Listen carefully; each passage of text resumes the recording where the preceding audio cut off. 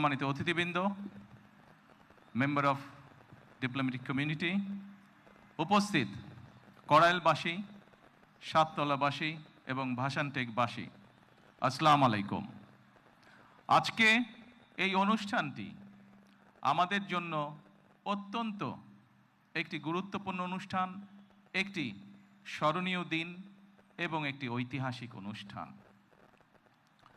প্রথমেই আমি আল্লাহ রাব্বুল আলামিনের দরবারে হাজারো শুকরিয়া, লক্ষ কোটি শুকরিয়া আমি আদায় করছি।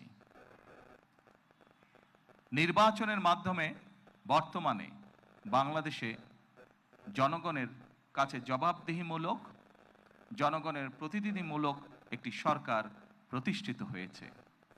এই সরকারকে এই দেশের মানুষ নির্বাচিত করেছেন।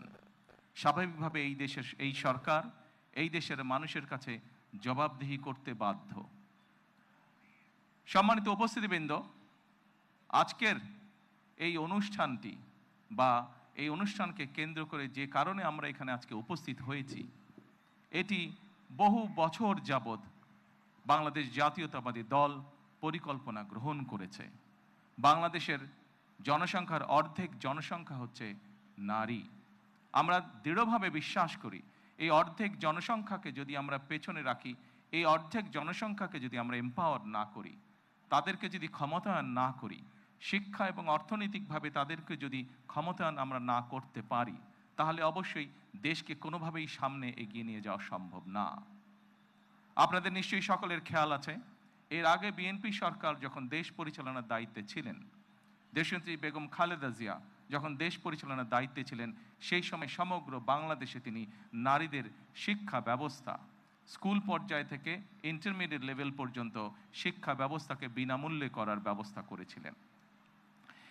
সেই শিক্ষিত নারী সমাজকে আজকে আমরা অর্থনৈতিকভাবে এম্পাওয়ার করতে চাই, অর্থনৈতিকভাবে তাদের সচ্ছলতা গড়ে তুলতে চাই, এবং সেই লক্ষ্যকে সামনে রেখেই বর্তমান সরকার গঠনের আগেই পরিকল্পনা গ্রহণ করেছে কিভাবে নারীদেরকে আমরা ক্ষমতায়ন করব, অর্থনৈতিকভাবে সচ্ছল করে গড়ে তুলব। এবং তারই অংশ হিসাবে আজকে এই ফ্যামিলি কার্ড আমরা সমগ্র বাংলাদেশে পর্যায়ক্রমিকভাবে ইন্ট্রোডিউস শুরু করলাম। আজকে আমরা প্রাথমিক পর্যায়ে, আপনারা নিশ্চয়ই এর মধ্যে বক্তব্য শুনেছেন, প্রাথমিক পর্যায়ে আমরা যেহেতু সরকারের কিছু নিয়ম নীতি আছে, আমাদেরকে সেই সকল নিয়ম নীতির মধ্যে দিয়ে আমাদেরকে একটি কাজ শুরু করতে হবে, এবং সেই নিয়ম নীতির অংশ হিসাবেই প্রথমে পাইলট প্রজেক্ট করতে হবে। সমগ্র বাংলাদেশে 14টি জায়গায় বা 14টি উপজেলায় এই কাজ শুরু হয়েছে।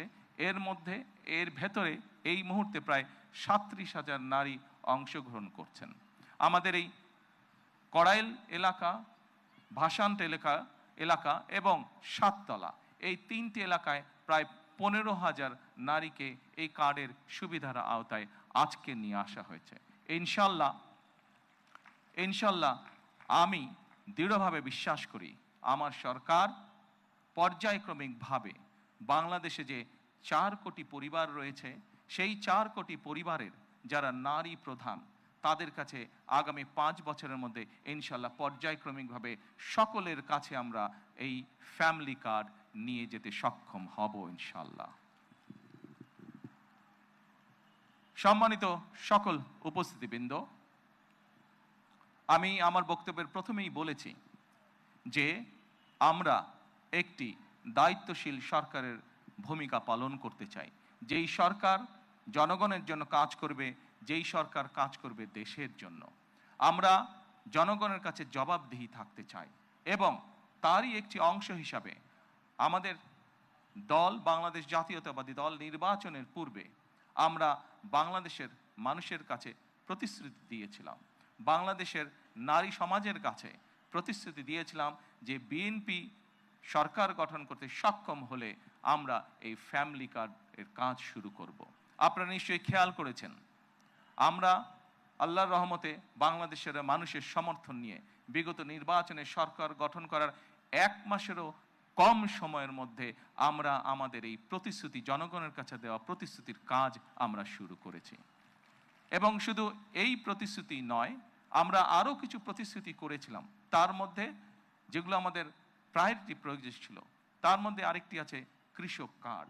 সেই কৃষক কার্ডের কাজও আমরা শুরু করেছি ইনশাল্লাহ। ঠিক আজকের এই অনুষ্ঠানে আমরা যেভাবে 37,000 মানুষের কাছে, 37,000 নারীর কাছে আমরা ফ্যামিলি কার্ড তুলে দিতে সক্ষম হয়েছি, ঠিক একইভাবে আগামী মাসের মধ্যে আগামী মাসের ভেতরে আমরা কৃষক ভাইদের কাছেও, বহু কৃষক ভাইদের কাছে আমরা কৃষক কার্ড তুলে দিতে সক্ষম হব ইনশাল্লাহ।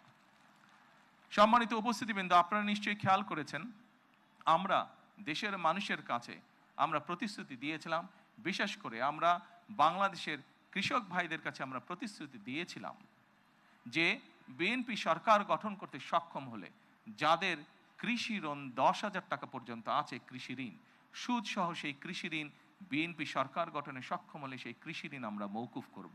আল্লাহর রহমতে আমরা গত সপ্তাহে সেই 10,000 টাকা পর্যন্ত কৃষি ঋণ মওকুফ সরকারের পক্ষ থেকে করে দেওয়া হচ্ছে সুদ সহ।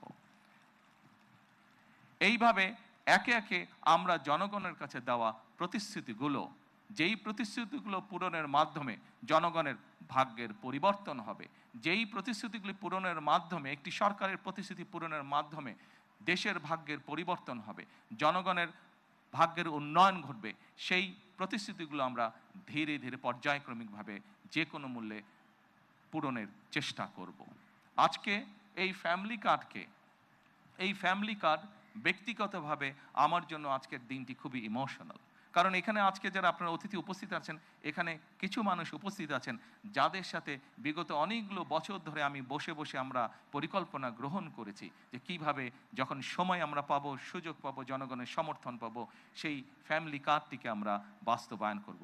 আল্লাহ তাআলা রব্বুল আলামিনের রহমতে আজকে আমাদের সেই দিনটি উপস্থিত, যেই দিনে আমরা আমাদের এই প্রতিশ্রুতি রক্ষা করতে সক্ষম হয়েছি। সেজন্যই আজকে আমার জন্য যেমন একটি ইমোশনাল দিন, আমি মনে করি আমার সরকার এবং আমার দল বাংলাদেশ জাতীয়তাবাদী দলের জন্য একটি ঐতিহাসিক এবং একটি ইমোশনাল দিন আজকে।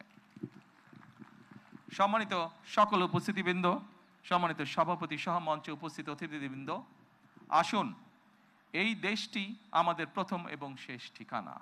এই দেশের মানুষের প্রত্যাশা বর্তমান নির্বাচিত সরকারের কাছে অনেক, সেটি আমরা বুঝতে পারি।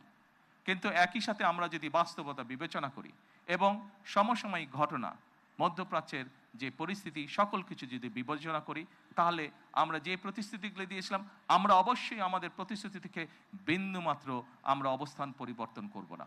হয়তো সমসাময়িক বৈশ্বিক পরিস্থিতির কারণে ক্ষেত্র বিশেষে হয়তো আমাদের কিছু কিছু ক্ষেত্রে সময় বেশি লাগতে পারে প্রতিশ্রুতিগুলো বাস্তবায়নের জন্য।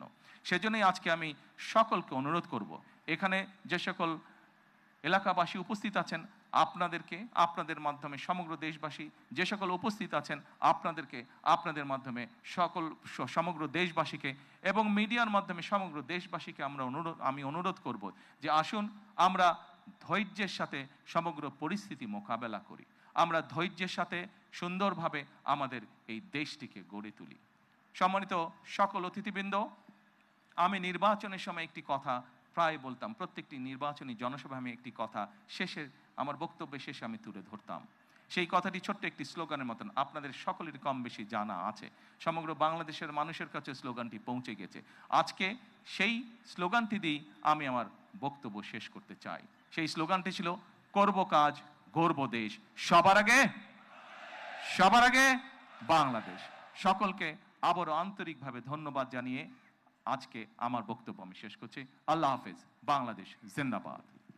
মাননীয় প্রধানমন্ত্রী, আপনার মূল্যবান দিক নির্দেশনামূলক বক্তব্যের জন্য আন্তরিক ধন্যবাদ ও কৃতজ্ঞতা জানাচ্ছি। মাননীয় প্রধানমন্ত্রী অনুষ্ঠানস্থল ত্যাগ না করা